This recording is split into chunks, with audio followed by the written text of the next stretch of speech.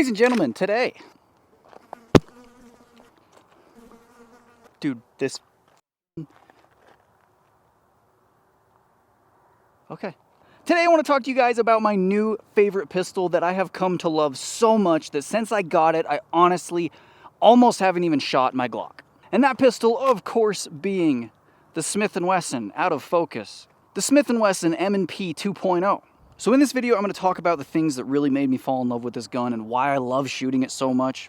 But I don't just want to talk about it, I also want to shoot about it. So we're going to shoot this gun a bunch in this video too. We're just going to run some drills and stuff, see how she/me/mostly me performs. And hopefully by the end of this video, I can convince you guys to drop the Gucci Glocks, break from the mold, be different, and get an M&P.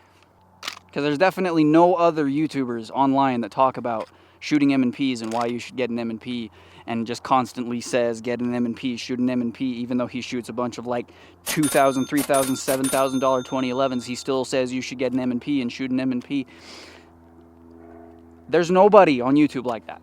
Now, of course, the thing I love the most about this M&P is the way it shoots. I've never had a new pistol where I just took it out the first time and shot it and immediately was just like, holy shit, this is the one. Now, of course, that probably won't be the same for everybody, but either way, this gun just shoots incredible. It doesn't flip nearly as much as my Glock. It just has a really smooth recoil impulse. The shape and angle of the grip make it very easy for me to point right where I want it to go. And of course, when you're talking about your favorite handgun, that's the most important thing, is how well does the gun shoot and how well can you shoot it?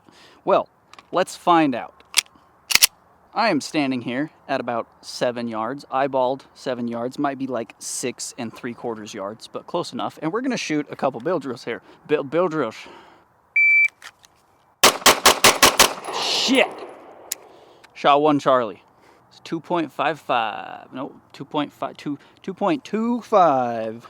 That one Charlie, right there. Rest alphas.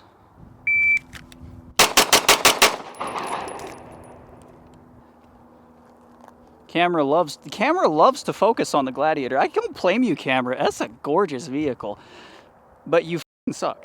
We beat it. 1.96, first shot in a 113, but that wasn't the best hits. We shot these two Charlies over here, and the rest were alphas, but that's not great. 2 Charlies in a bill drill is pretty awful.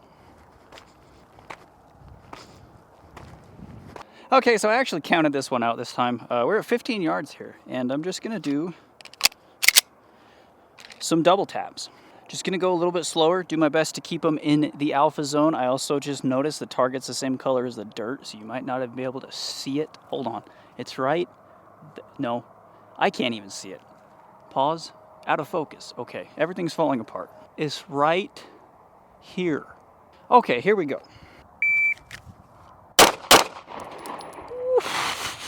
I shot him in the dick. Better. Nope, I shot him in the dick again.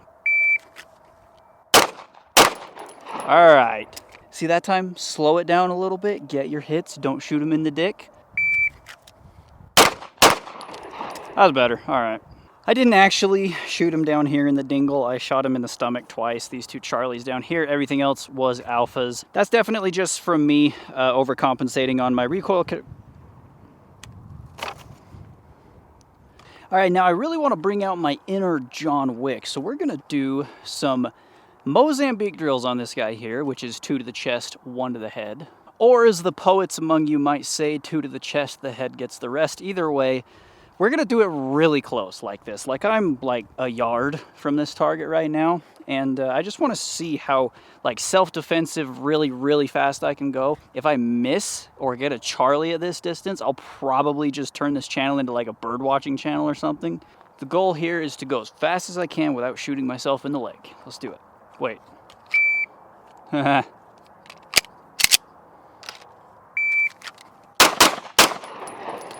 That was really slow. First shot 104. That's more what I was going for. That was a 1.4 first shot in a 1 flat.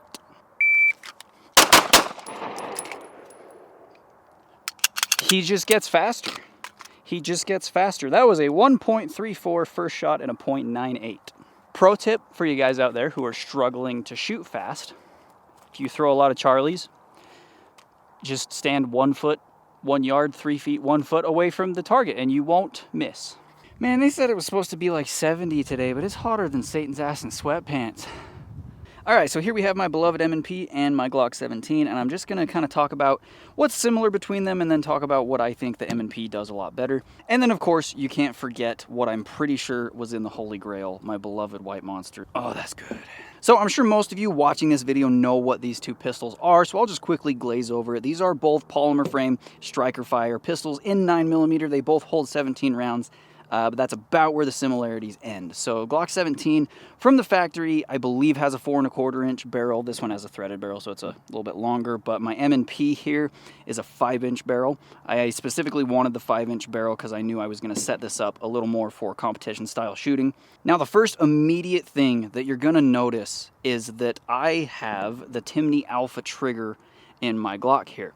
And that is because I despise stock Glock triggers. Now, I want to be very clear that I think that if you need a really good trigger to shoot well, that's a lack of skill. I think that you should be able to shoot good with a stock Glock trigger. I probably have more time on a stock Glock trigger than any other handgun trigger out there. But of course, that being said, that only goes so far, and I was just getting really tired of the squishy, inconsistent, shitty Glock trigger, so I decided to go with the Timney Alpha Glock trigger because it keeps that awesome Glock reliability, and it's just a really great trigger, a really awesome upgrade for these guns.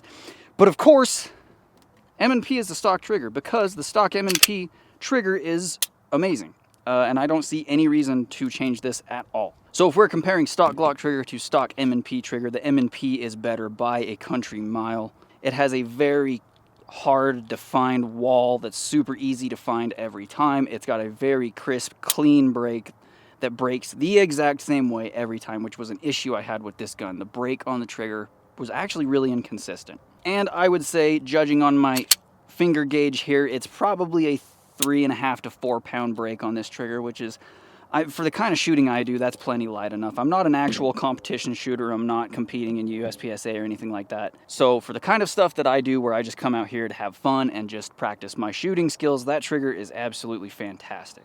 Now, the other thing I want to talk about between these two guns is the grips, and specifically the grip texture. Of course, people love to talk crap of how uncomfortable Glocks are to hold because their grips really are just a brick. Sorry about the lighting change there. The sun just went behind some clouds, so I had to readjust the camera. The Glock having a crappy grip should not stop you from shooting it well. You should still be able to shoot it good. There's tons of people out there that can shoot these guns a lot better than I can.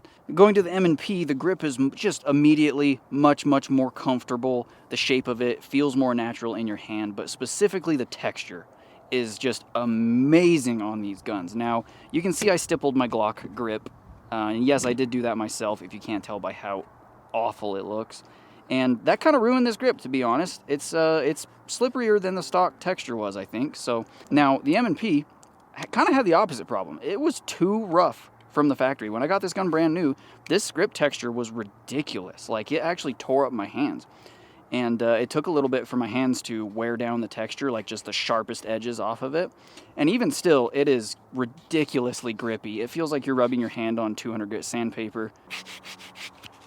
You can hear just from me rubbing my hands on it there how rough this stuff is, and it's really amazing when you shoot these guns. I don't think these need aftermarket stippling or like silicone carbide grips or anything. They just feel great like this.